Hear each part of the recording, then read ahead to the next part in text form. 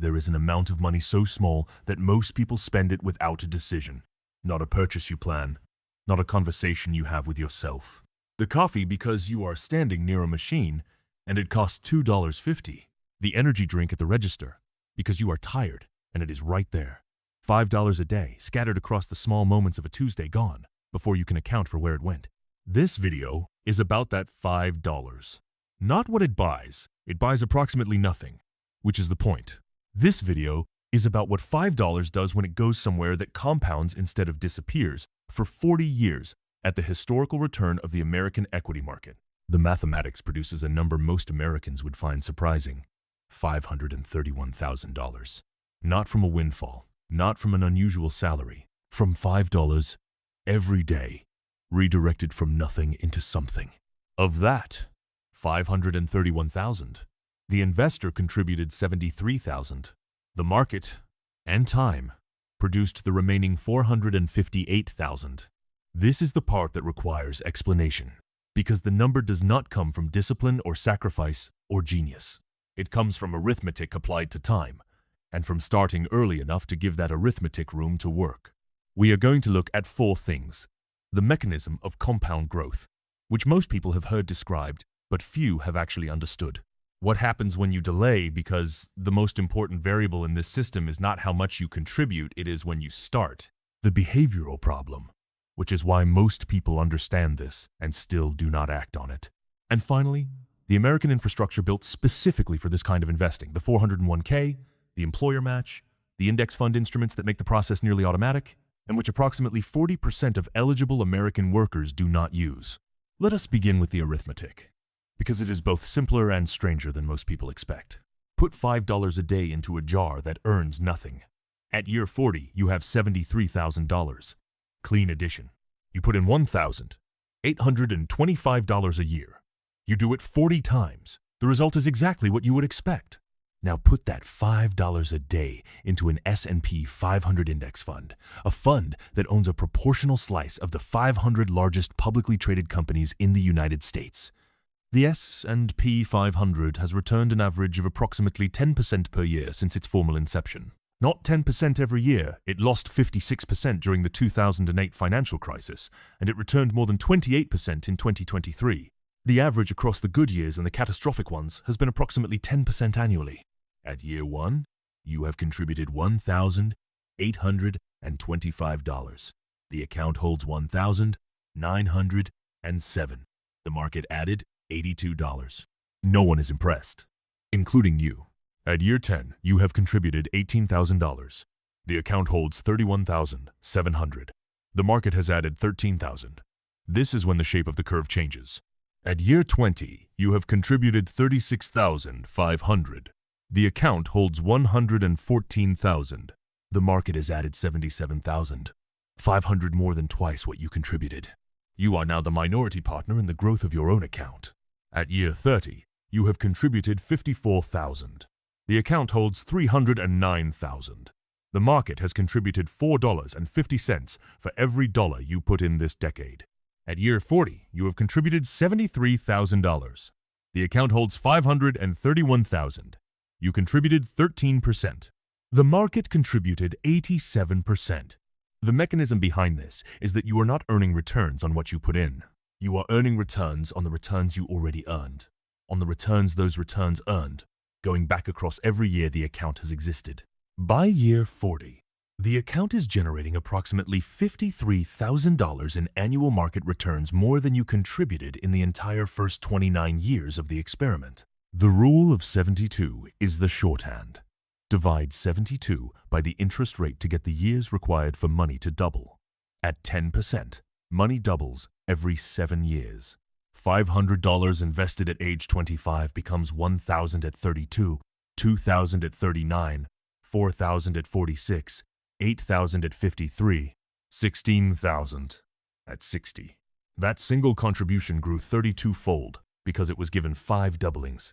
The number is not a trick. It is arithmetic applied to time. What makes it feel like a trick is that most people do not give it time. Consider 2 Americans, same city, same job, same salary, let us say, hospital administration in Columbus, Ohio, starting at $62,000 a year. Same apartment, same car payment, same financial literacy, which is to say, approximately average. The only difference is 1 decade. The first starts investing $5 a day at 25. Over 40 years, they accumulate $531,000. The second starts at 35. Over 30 years, they accumulate approximately $186,000. The gap is $345,000. Same daily amount, same discipline, same income. The only difference is that the early investor gave the account 10 additional years at the beginning, when the compounding runway was longest. Now consider the variation that makes the mechanism most legible. The early investor contributes from 25 to 65. The interrupted investor also starts at 25, but stops contributing entirely at 35, contributes for exactly 10 years, then never adds another dollar, and simply lets the account sit for 30 more years. The interrupted investor contributed $18,250. The account at 35 holds approximately $31,700.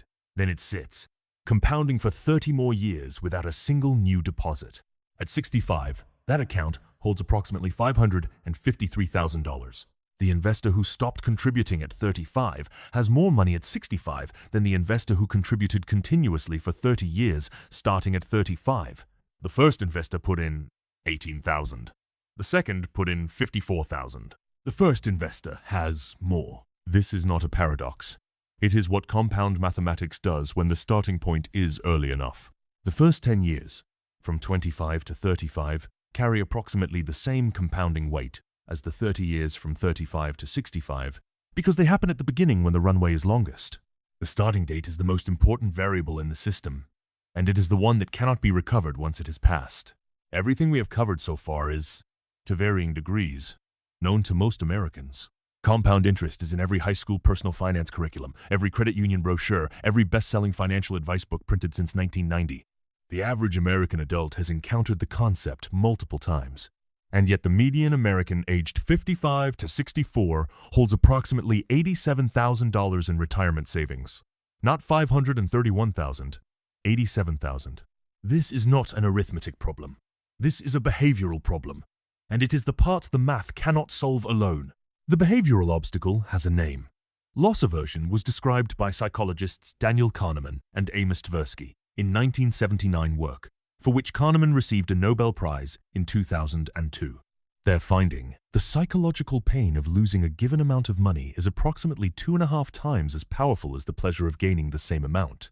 A person who gains $100 and then loses $100 does not end up feeling neutral. They end up feeling significantly worse than when they started. The S&P 500 has negative annual returns roughly 30% of the time. During those years, the losses are not theoretical, they appear as real dollars absent from an account that contained them last January. For someone holding $200,000 when the market falls 30%, $60,000 appears to have ceased to exist.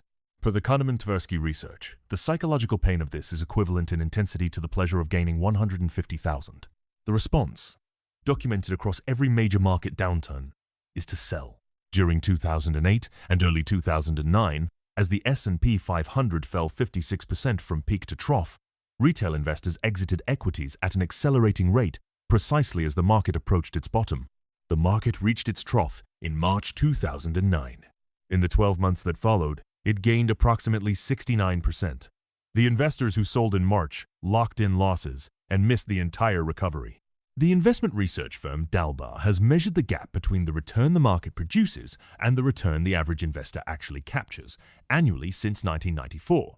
The gap runs at several percentage points per year, attributable almost entirely to behavioral errors: buying after the market rises, selling after it falls.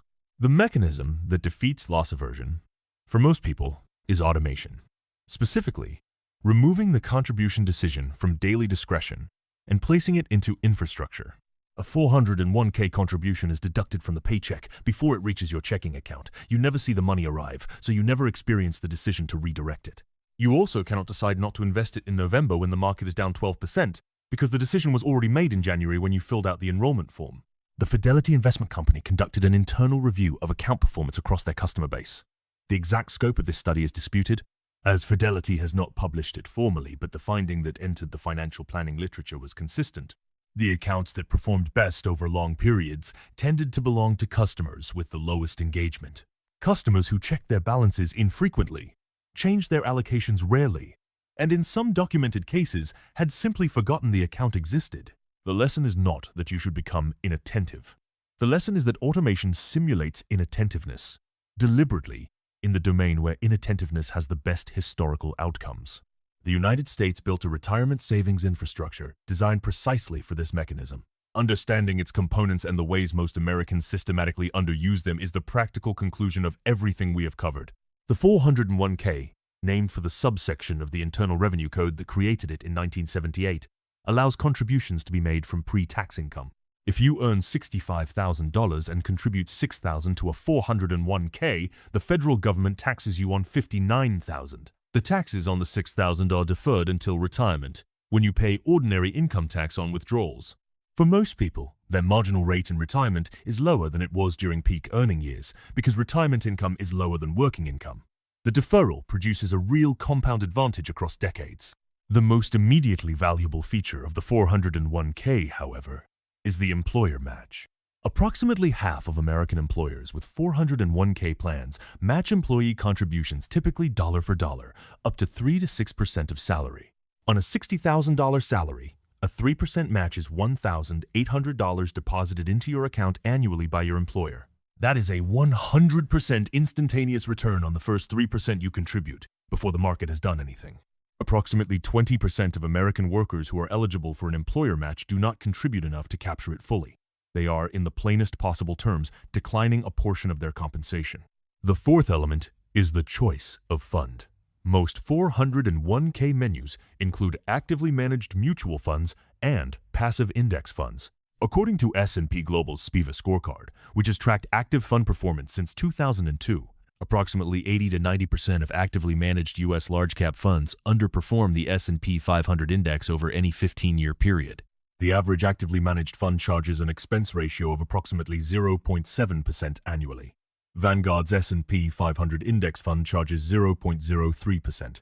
The difference, 67 basis points, costs. Over 40 years on our $5 a day account, approximately $168,000 in reduced final balance. Not paid for performance, paid regardless of outcome. For 85% of active managers, paid in exchange for underperformance. The efficient approach is an S&P 500 or total U.S. market index fund, with the lowest available expense ratio inside a tax-advantaged account, with contributions automated. There is no tactical intelligence required, no opinion about individual companies, no view on interest rates. The system asks only that you begin, that you automate, and that you do not interfere when the market has a difficult year, which it will, approximately 3 years in every 10. There is no version of this story in which doing nothing and waiting for a better time produces the outcome you would choose if the mechanism had been explained clearly at 25. The $5 leaves your account regardless. Every day, some equivalent of that amount, the coffee, the streaming subscription, the energy drink at the register transits from your possession into someone else's. The only variable you control is whether it goes somewhere that compounds. The people who started early, automated their contributions, and did not check their account balance during every market downturn are sitting at 65 with accounts that look, to people who did not do this, like the product of unusual luck or unusual wealth. It is neither. It is the product of a single early decision and arithmetic doing what arithmetic does when you give it enough time. Understanding money is your best defense. I'm More on Money USA.